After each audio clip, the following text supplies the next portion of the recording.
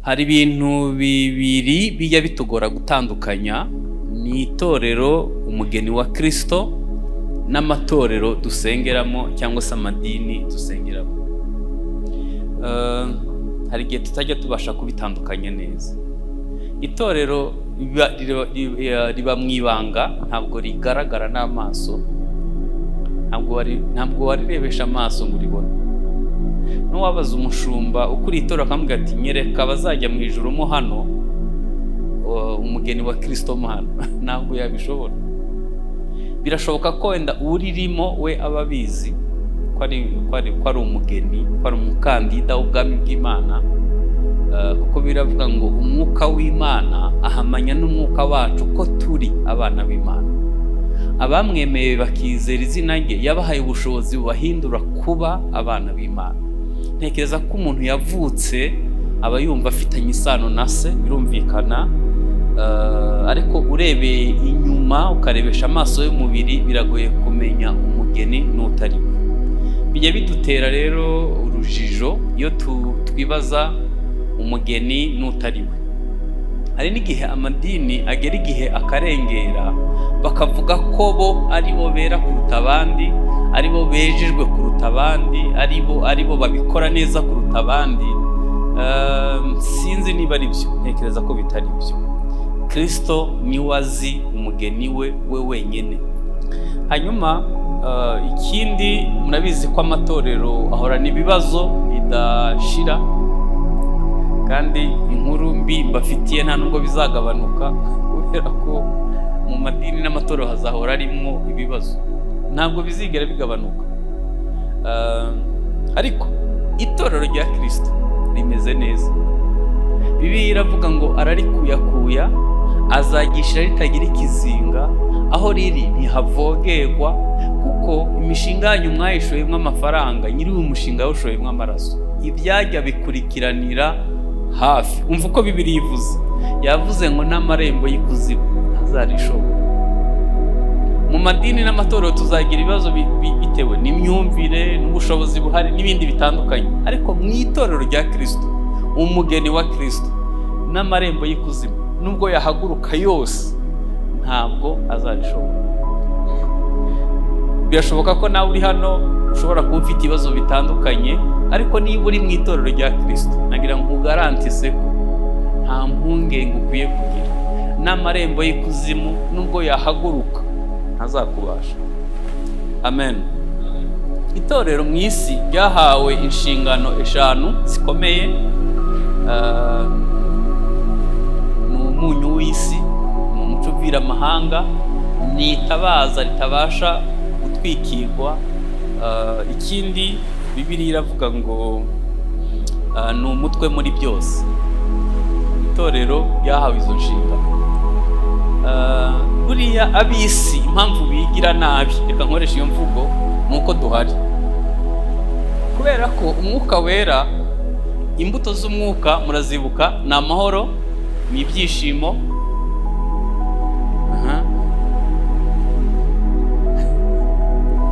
reka mbabwize ukuri, n'amahoro make mubona isi ifite ni uko duhari. N'ibyishimo bike bagira ni uko duhari. Umunsi umwuka wera yavuye mu isi azajyana n'amahoro. Ibizaba ntabwo mfite umwanya wo kubivuga, ariko ndabizi neza umunsi twahavuye bazamenya ko itorero ari ryo ryari ribeshejeho isi. Ndavuga rya rindi, umugeni wa Kristo. Ntabwo mwabyumva, ariko ngenda bizi ko ariko kuri.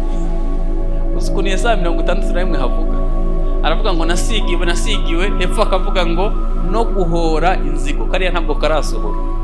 Uwo munsi itorero ryavuye mu isi, Imana izahora inzigo. Nawe utekereze ibibombe atomike ibihugu bikomeye ku isi babitse. Umunsi impanda yavuze itorero rikagenda, hanyuma hakaba intambara ya 3 y'isi bakabitera. Mwumva isi izaba imeze. Bazamenya ko iyo dusenga, nta nubwo dusenga ku bw'ibibazo dufite aka kanya. Iyo dusenze n'abafite ubugome, ndavuga bakoze ibyo bibombe, Imana yababwira ati ceceka, tukabicecekesha kuko tukihari, itorero rikirindiwe mu isi. amarembo y'ikuzimu ni nkayo yose, n'amarembo y'ikuzimu ntazarishobora. Hanyuma itorero ryagiye rinyura mu bihe bikomeye ntabasha gusobanura byose kuko ntaje kwigisha amateka y'itorero. Ngewe icyo nagira ngo nkubwire muri aka kanya gusa nuko amarembo y'ikuzimu ntazarishobora. Byaba ibyo uhura nabyo ku giti cyawe cyangwa se iby'itorero rinyuramo muri rusange, n'amarembo y'ikuzimu ntazarishobora. Itorero rivutse ku munsi wa Pentekote, murabizi ko ryavutse ribanje kwica amadini, abanje kwica Yesu yishwe n'idini, hanyuma basanga bishe waje gucungura itorero. Nyuma y'uko Yesu agiye mu ijuru, itorero ryarageragejwe cyane. Muribuka ku bice 8 by'ibyakozwe n'intumwa, akarengane karatangiye, bica abayobozi benshi ba Petero, ba Yakobo n'abandi. Barapfuye igihe kirekire, itorero rikomeza kurengana, rirenganywa n'idini ry'abafarisayo n'abayuda n'abadini ry'abaroma. Hanyuma nyuma yaho Roma yishe ibihumbi n'ibihumbi bitabarika. Roma yishe abantu benshi. Hanyuma muri 300 nyuma ya Yesu, Konstantino aravuga ati ariko aba bantu uko tubica bagakomeza kwiyongera, ko uko twicirana hakavuka igihumbi, wabayoboka. Atangira igihe cy'umudendezo. Ntibamenya ko itorero ritezwe umutego mu gihe cy'amahoro, mu gihe cy'umudendezo nibwo haguye benshi kuruta abaguye mu karengane. Kubera ko no mu mugisha utitonze nabwo wahagwa. Bisaba ngo ube wubatse neza mu mwuka, mu bugingo no mu mubiri. Kubera ko no mu gihe cy'umugisha, mu gihe bimeze neza, iyo utubatse neza ushobora nabwo kuhasiga ubuzima. Kubera ko byahise byinjirana n'umupfumu, gusenga bihinduka ibintu bigezweho. N'abashaka akazi ku mwami bose bagahita baza kubatizwa, bakabatizwa badashaka Yesu ahubwo bashaka akazi, bihinduka ibintu bisanzwe. Muri 600 Isilamu iravuka, noneho yica n'abari basigaye. Murabizi ko kuva muri 70 batakaje igihugu cyabo, ndavuga Abayahudi bamara imyaka 1,100 baratakaje igihugu cyabo. Mu 1900 itorero ryarongera riravuka, rivukana imbaraga nk'izo ryagize igihe ryavukaga mu gihe umwuka wera yamanuka, igihe Petero yavuga umwuka wera akamanuka. Mu 1900 itorero riravuka, ariko wakwibaza ngo kuva muri 600 kugeza mu 1900 itorero ryarihe? Ryari mu bihe bikomeye, aho kubona umukristo byari nk'igitangaza.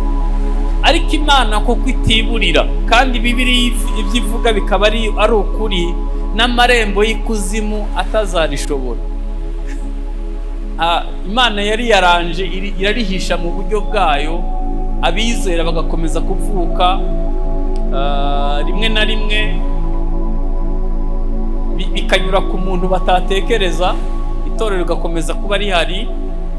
Itorero Imana yakomeje kuririnda. Hanyuma kuri ubu amarembo y'ikuzimu ntiyahagaze, na n'ubu aracahaguruka.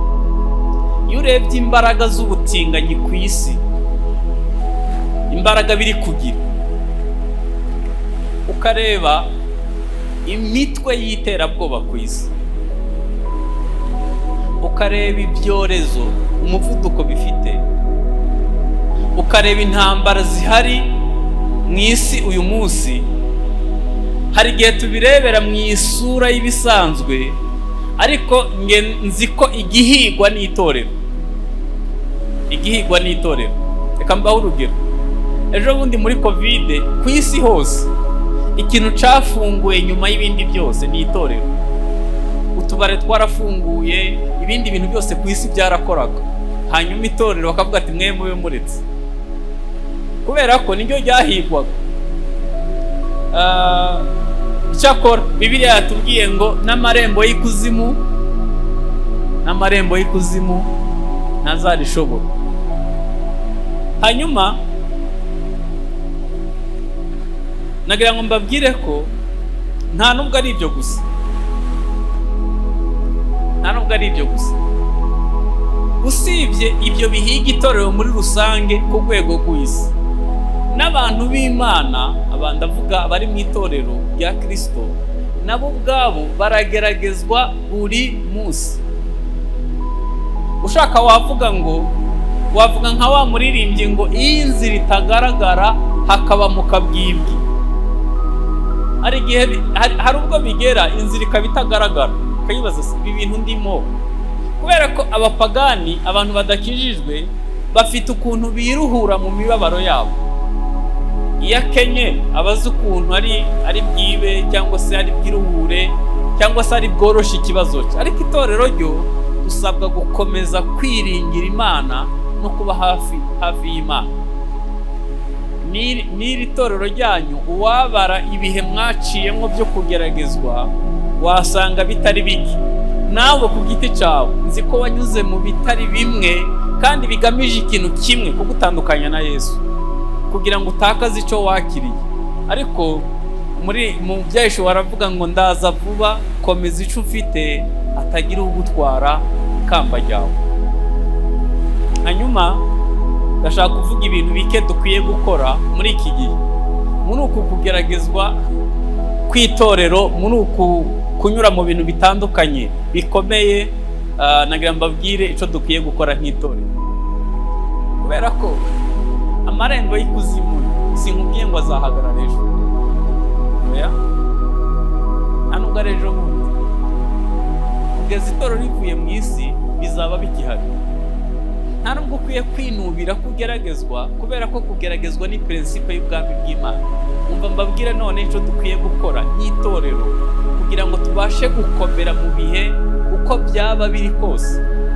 Mbere yuko mbivuga, nagira ngo mbibutse disikuru ya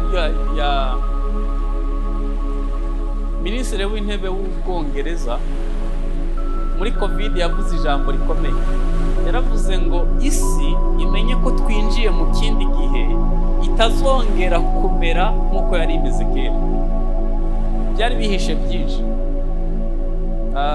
Numvishe ubushize barongeye baratangaza bavuga ngo isi mushobora kongera kunyura mu kindi cyorezo gikomeye kuruta COVID.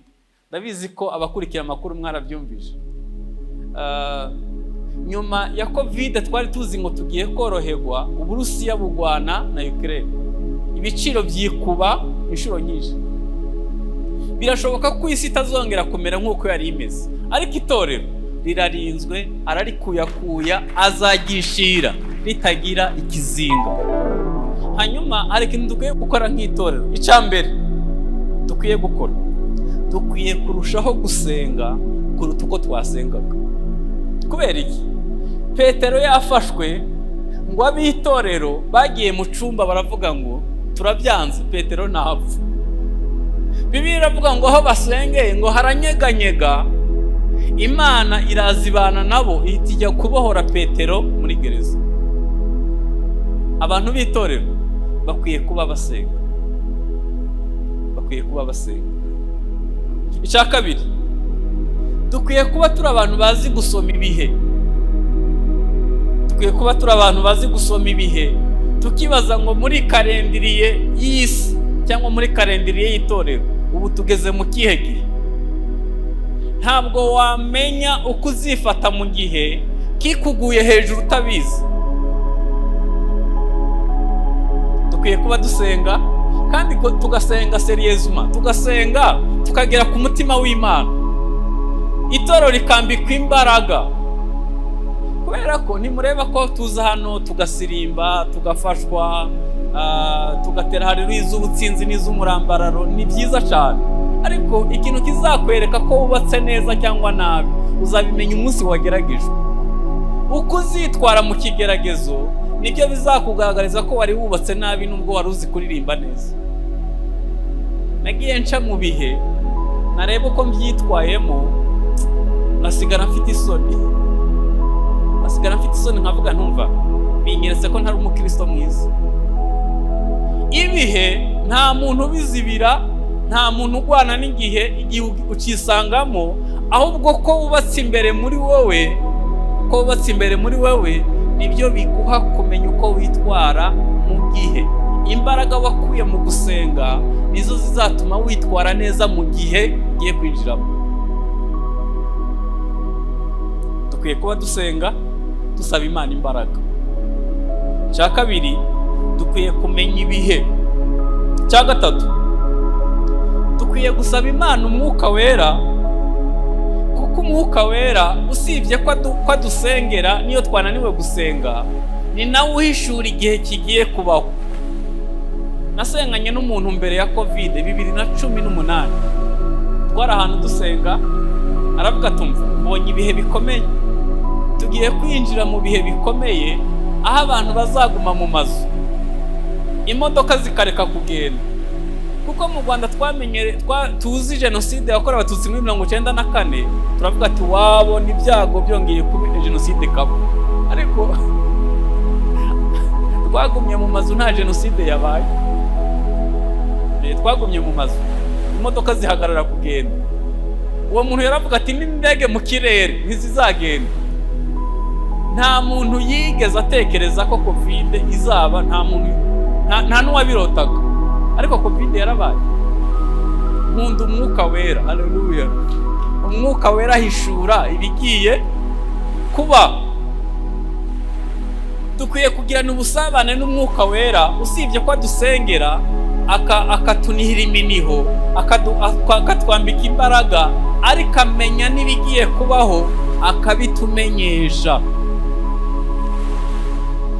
Hanyuma cya kane,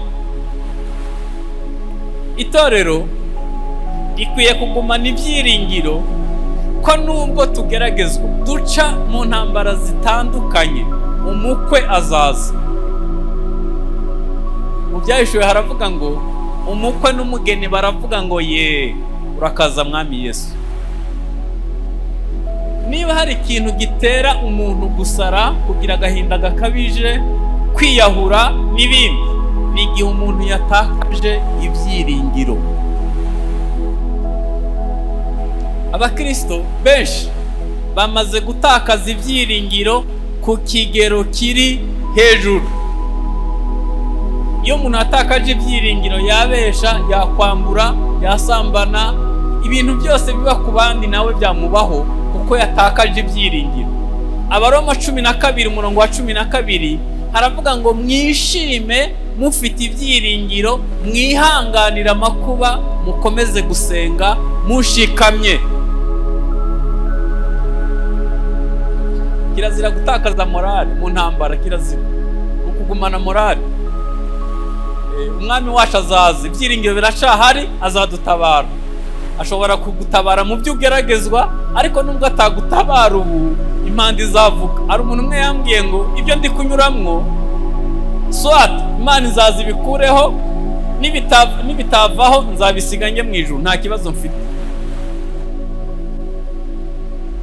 Abantu bamaze gutakaza ibyiringiro. Nabonye abakobwa barengeje 32 batakaje ibyiringiro. Hari n'abahungu bamaze kubengwa kangahe batakaje ibyiringiro.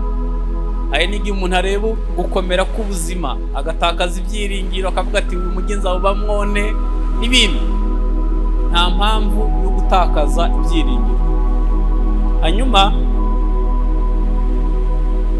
ikindi dukwiye kumenya nuko yadutumye nk'intama hagati y'amasega.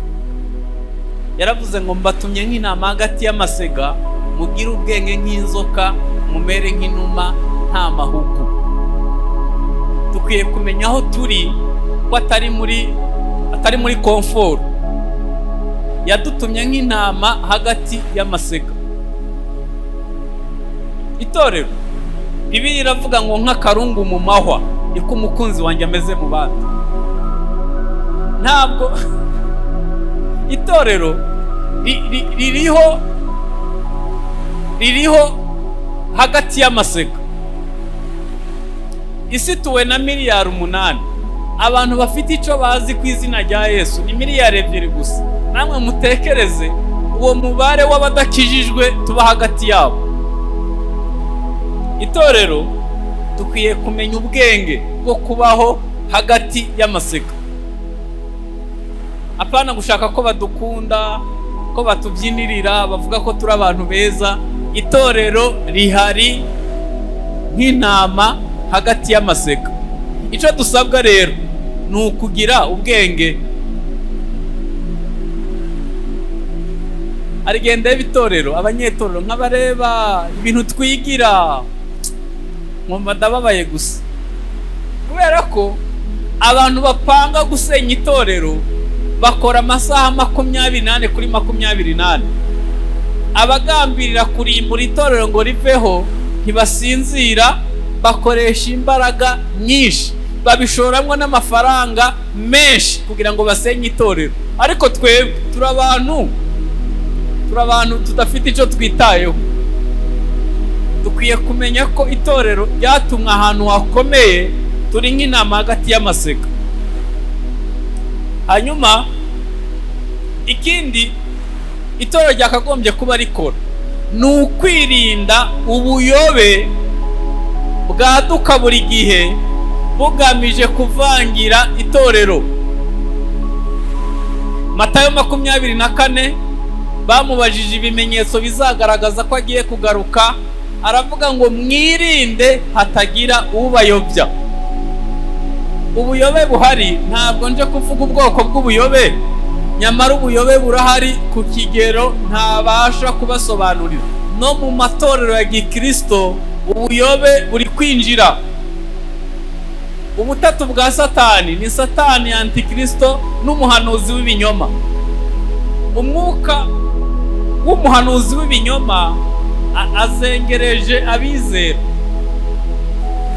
Inyuma muranyumva?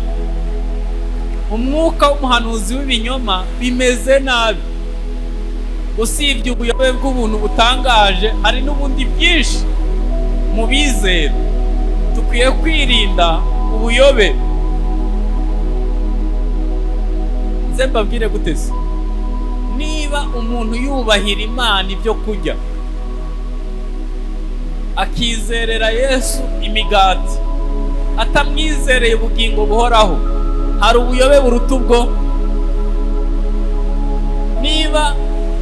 Niba kubaha Imana tubibonamwo indamu, ugasenga Imana utayikunda ari ukugira ngo igukemurire ibibazo, hari ubuyobe buruta ubwo.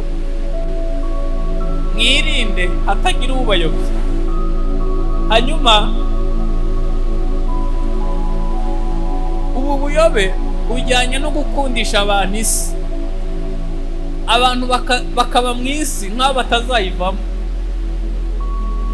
Isi yo ntidushaka, ibibaho ku isi ibyinshi bitwereka ko tutari abayo.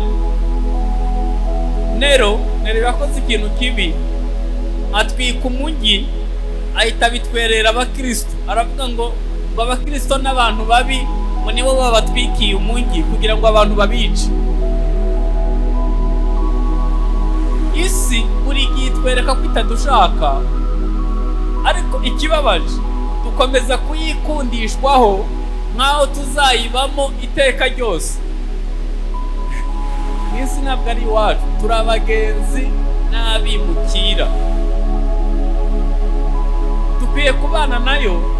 Pawulo yaravuze ngo mwisinyiriye bibambye munayikambona bambye.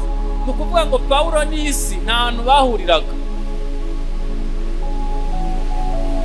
None muri iki gihe abantu bakunda isi ku kigero utabasha kwibaza. Imana niguha amafaranga, uzayajye uzi ko yaririye mu isi. Nubyuka ufite imbaraga, wibuke ko uzasaza, nta mahitamo ufite. Hanyuma nuba mu nzu nziza, ntuzegamire mu ntebe, ngo wumve warageze aho ujya.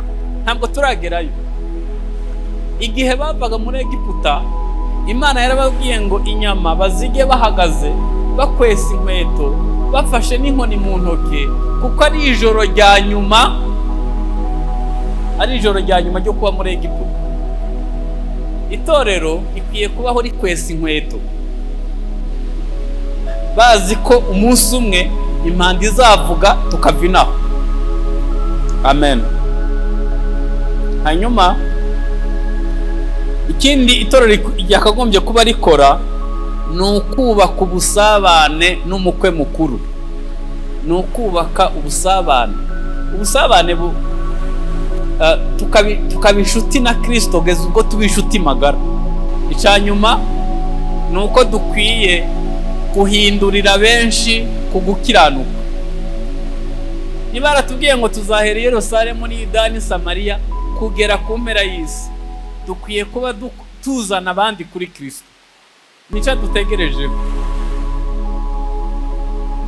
Igihe tutazi, impanda izavuga, itorero rizazamuka, hanyuma nzi ko tuzagaruka kwima ingoma y'imyaka 1000 tugarukanye na Kristo, ariko impanda itaravuga. Dukwiye kuba dukora ibyo dutegerejeho ko dukora. Amen. Haleluya. Itorero ryubatswe ku rutare, n'amarembo y'ikuzimu ntazarishobora. Amarembo y'ikuzimu ntabwo siyo naje kwigisha, ariko amarembo y'ikuzimu arahari. Hanyuma akabazo nashaka gusorezaho, dufatanye kugatekereza. Niba amarembo y'ikuzimu azengereza abizera, asiga abizera bamerewe nabi, kandi buzuye umwuka wera, babana b'Imana bameze neza, amarembo y'ikuzimu nagera ku muntu udakomeye mu itorero, utambaye imbaraga, udahagaze neza, azasiga ameze ate?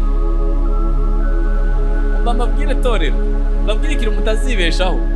Amarembo y'ikuzimu ntatinya ngo uvuga mu ndimi, ntatinya ngo uri bishop, ntatinya ngo uri apostle. Amarembo y'ikuzimu ntatinya ngo umaze imyaka 30 mu rugo. Amarembo y'ikuzimu ntareba ngo wirirwa hano ku rusengero. Amarembo y'ikuzimu nta muntu n'umwe atinya. Amarembo y'ikuzimu atinya gusa umuntu yubatswe muri Kristo Yesu neza. Nigeze kubabwira ngo iyo umuntu ageragejwe nibwo amenya ko yubatse neza cyangwa se atubatse neza. Ibindi byose dukora, kubwiriza, kuririmba, ibintu byose dukora ni byiza. Ikintu kizakwereka ko utubatse neza, ko utubatse kuri Kristo Yesu neza, ni umunsi wageragejwe. Uzajya ureba ukuntu witwara mu kibazo, mu kigeragezo, nibwo bizakwereka niba wubatse neza cyangwa se utubatse neza. Navuze ibihitorero ryagiye rinyuramwo bikomeye, kandi n'ubu bikomeye mu isi ntibirashira. Ikintu kizadukomeza cyonyine ni ukumenya ko uwariguze, uwaricunguye arikurikiranira hafi, hanyuma tukikomeza kuri we kugira ngo azasange tukiri maso. Niba mwarasomye umugani w'abakobwa 10, bose barahunyije, bose barasinziriye, bose baciye ahantu hameze gutyo. Hanyuma igihe umukwe yaza, buri wese yakangukanye icyo yasinziranye. Covid yanyigishije ibintu bikomeye. Covid ibaye, abari barabuze umwanya wo kureba filime z'amaseri bahise bawubona. Hanyuma abari baraburanye n'abagore babo n'abana babo babonye umwanya wo gusabana nk'umuryango.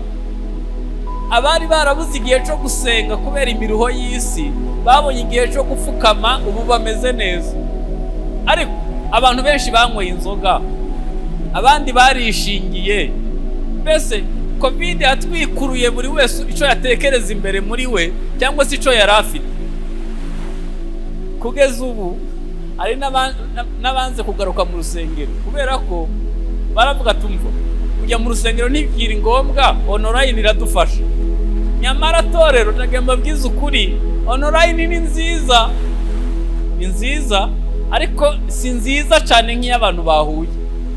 Guhura kw'abantu b'Imana bigira ubuzima bwinshi kuruta ibyo dusanga online. Hari abantu rero nyuma ya covid babonye ko guterana bitakiri ngombwa, kubera ko n'ubundi ntibari bazi umumaro wo guteranira hamwe. Aya mahirwe tugize gusenga imiryango ikinguye, tukwiye kubibyaza umusaruro. Nabyo ntibizahoraho.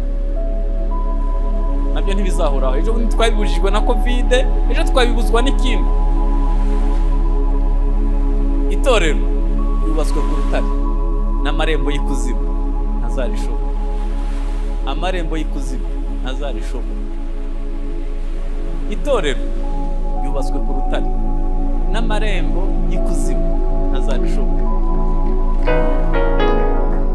Abantu birirwa batinya ngo abarozi, ngo bararoga, ngo mu rusengero, ngo abasataniste, Illuminati, farmaso n'ibindi, nibishaka bihaguruka ari igihumbi iconze. Itorero kuva rikiri mu isi ararikuyakuya, azagishira ritagira ikizinga. Ibyajya bikurikiranira hafi. Mu 1900 itorero rivuka, ryavutse mu gihe kitari cyiza. Bari barasetinze ibintu byinshi sigenderaho. Uyu munsi Illuminati hari, iyo migwi yose n'abaroze kuruwa n'abandi bose bahari, ariko itorero riracahanyanyaza, riracahari, rica muri izo nzitane zose, rirahagaze neza, kandi umwami azaza kuritwara rikihari. Icyo akora, reka nsoreze kuraga, umwami azaritwara ryibye.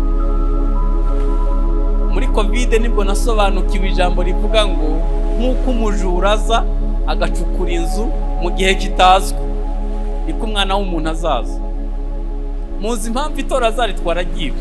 Systeme y'isi irihira kwensa itorero, irihira ribyiga, hanyuma itorero rikiraho muri ubwo buzima bumeze gutyo, impanda izavuga bera bazamuka. Umwami azaritwara arikure mu menyo y'isi, n'ibindi byose birihiga. Subiremo, itorero ikintu twakagombye kuba twubaka ni imbaraga z'umutima, ni ubusabane, ni ugusenga, ni ugukora imirimo izaherekeza itorero, ni ugukora ibisabwa kugira ngo nihaza ikindi gihe kizasange turi maso kandi twubatse neza. Twunamisha amaso dusenga. Impamvu wabeshe bikemera, impamvu ukora bya bindi byose bikemera, nuko unyura mu marembo y'ikuzimu yaguhagurukiye, bigasanga utubatse neza. Icampa ibihe byose wacamo ukabicamo wubatse neza. Ni naco tugiye gusenga. Uhaguruka tugasengana, ubwira Imana ngo nyambike imbaraga gusa. Ibihe byose nzacamo nzabicemo nkomeye, meze neza. Mana ya Aburahamu na Isaka na Isirayeli, Mana yacu turagushimiye. Itorero ryawe ryubatswe ku rutare, amarembo y'ikuzimu ntazarishobora. Twaciye mu bihe bitandukanye bikomereye abizera. Itorero warigwanyeho, ugendana naryo, urarifasha, urikura mu kaga inshuro nyinshi. Natwe ubwacu wagiye turokora inshuro nyinshi. Ijambo ryawe riratubwiye ngo ndakubwira kuri Petero, nzakubakaho itorero, amarembo y'ikuzimu ntazarishobora. Mwami, abizera wabahaye ishurirwa kugira ngo bakomere mu bihe bikomeye. Amarembo y'ikuzimu ntazarishobora. Amarembo y'ikuzimu ntazarishobora. Itorero ryawe rirashinganye, ibyajya ubikurikiranira hafi. Uzakomeza kuririnda no kuriba hafi.